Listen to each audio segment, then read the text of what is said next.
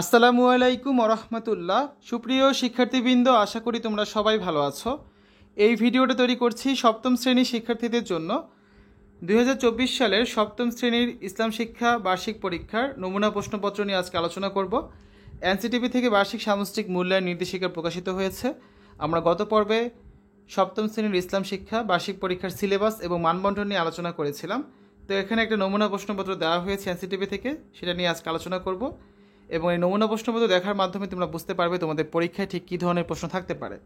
তো এখানে সিলেবাসটা রয়েছে, তোমরা দেখতে পাচ্ছ। এগুলো আজকে আর বলছি না। সিলেবাস এখানে যে পৃষ্ঠাগুলো নাম্বার আছে, এই পৃষ্ঠাগুলো ভালো করে পড়তে হবে, কারণ এখান থেকে তোমাদের বার্ষিক পরীক্ষার প্রশ্নপত্র তৈরি করবেন তোমাদের বিদ্যালয়ের শিক্ষকরা। ঠিক আছে? তো পরীক্ষার কাঠামো যেরকম হবে এবং মানবন্টন কীভাবে থাকবে সেগুলো নিয়ে আমরা গত পর্বে আলোচনা করেছি।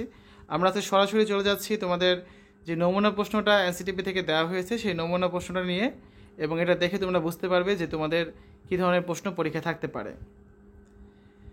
শিক্ষার্থীরা, তোমরা স্ক্রিনে দেখতে পাচ্ছ নমুনা প্রশ্নপত্র। এটা দেওয়া হয়েছে যাতে তোমার শিক্ষকরা এই প্রশ্নপত্রের আলোকে তোমাদের জন্য প্রশ্ন তৈরি করবেন। কোনোভাবেই কিন্তু এই প্রশ্নপত্র হুবহু ব্যবহার করা যাবে না।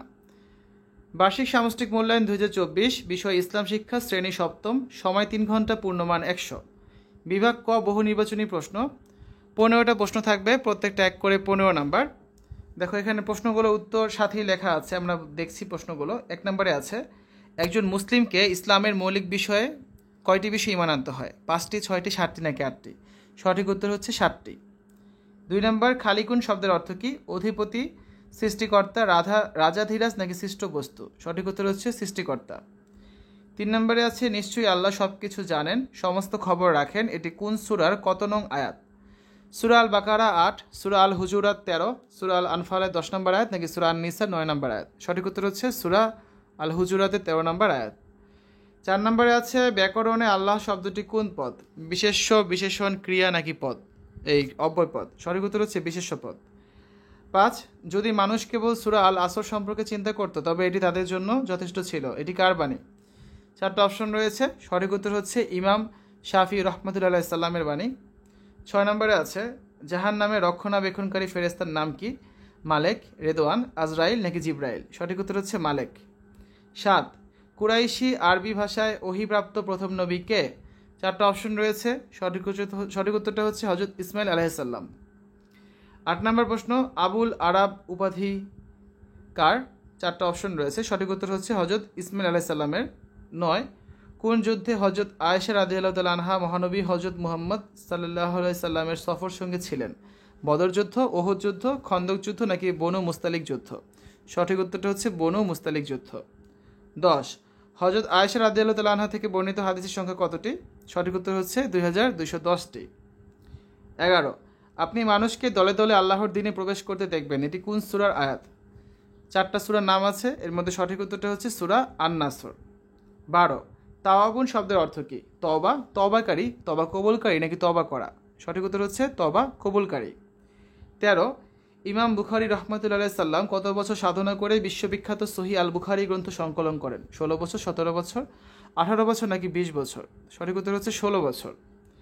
14 নম্বর প্রশ্নটা হচ্ছে, আল্লাহ তাআলা বিনম্র, তিনি নম্রতা পছন্দ করেন। কোন হাদিসে এটা এসেছে?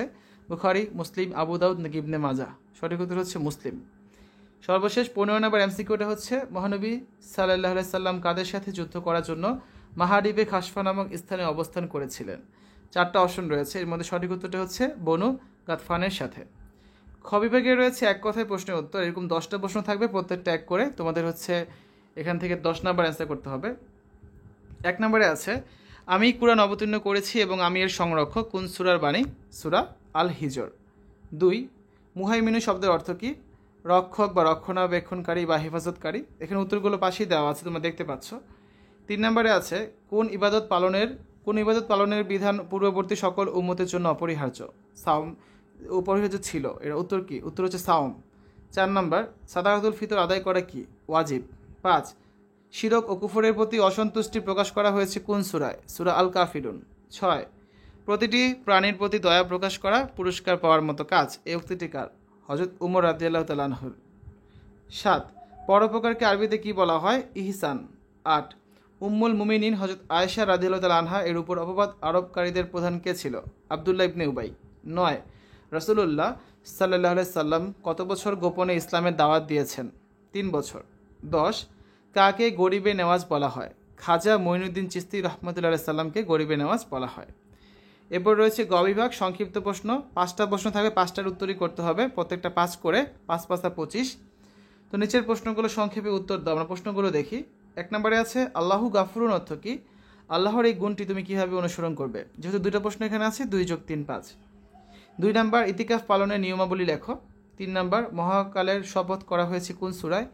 এই সূরা থেকে তুমি কি শিখতে পারবে? 1 + 4 5। 4 নম্বরে আছে জাকাত কি? জাকাত ফরজ হওয়ার শর্তগুলো লেখো। 2 + 3। আর 5 নম্বরে আছে হিংসা কি? হিংসা পরিত্যাগের উপায় লেখো। এটা নাম্বার হচ্ছে কত? 2টা প্রশ্ন যেহেতু 2 + 3। এই হচ্ছে তোমাদের 5টা সংক্ষিপ্ত প্রশ্ন। এই ধরনের প্রশ্ন থাকবে তোমাদের পরীক্ষায়। 5টা থাকবে, 5টারই অ্যান্সার করতে হবে। এই প্রশ্নগুলো থাকবে তা কিন্তু না, এই ধরনের প্রশ্ন থাকবে, ঠিক আছে? যেহেতু নমুনা প্রশ্ন এগুলো। ঘ বিভাগে রয়েছে রচনামূলক প্রশ্ন। এখান থেকে 8টা প্রশ্ন থাকবে, যে কোনো 5টা প্রশ্নের উত্তর তোমাদের করতে হবে। আর প্রতিটা প্রশ্নের নাম্বার হচ্ছে 10 করে, তাহলে 5 × 10 = 50। আমরা প্রশ্নগুলো দেখি। 1 নম্বরে আছে তোমার চারপাশের পরিবেশ ও সৃষ্ট জীব থেকে আল্লাহর অস্তিত্ব ও একত্ববাদে যে প্রমাণ পাও ইসলামের আলোকে তা বিশ্লেষণ করো। 2 নম্বরে আছে তোমার এলাকায় বন্যা কবলিত মানুষের পুনর্বাসনের জন্য অর্থনৈতিক সহায়তা ইসলামের কোন মৌলিক বিধানটি কার্যকর ভূমিকা রাখতে পারে এবং কিভাবে এই বিষয়ে একটি প্রতিবেদন তৈরি করো। তো প্রথম প্রশ্নের উত্তর 1, পরের প্রশ্নের উত্তরটা হচ্ছে 9। 3 নম্বরে আছে সমাজের লোকদের মাঝে পারস্পরিক সহানুভূতি ও সহমর্মিতা সৃষ্টিতে সাওয়ামের ভূমিকা অপরিসীম, যুক্তিসহ ব্যাখ্যা করো।